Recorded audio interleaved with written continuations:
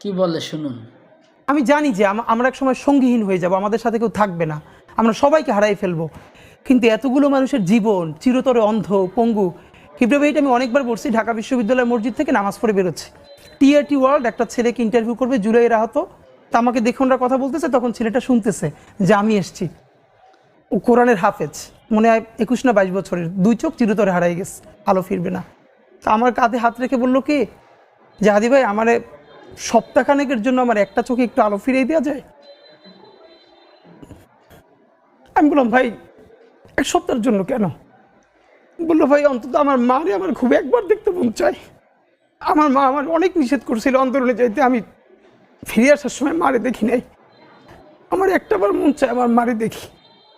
তো যারা হাজার হাজার কোটি টাকা পাচার করে বিদেশ চলে গেছে। এই হলো হাদি।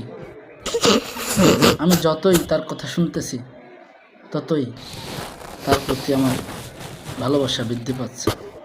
আসলে কোনো দল বা কোনো পার্সোনাল কোনো ইস্যু লাগে না ভালোবাসতে। যদি সে সঠিক মানুষ হয়, আল্লাহ তাআলা তার ভালোবাসা মানুষের অন্তরে পয়দা করে দেয়। আল্লাহ হাদিকে সুস্থতা দান করুক, আমিন।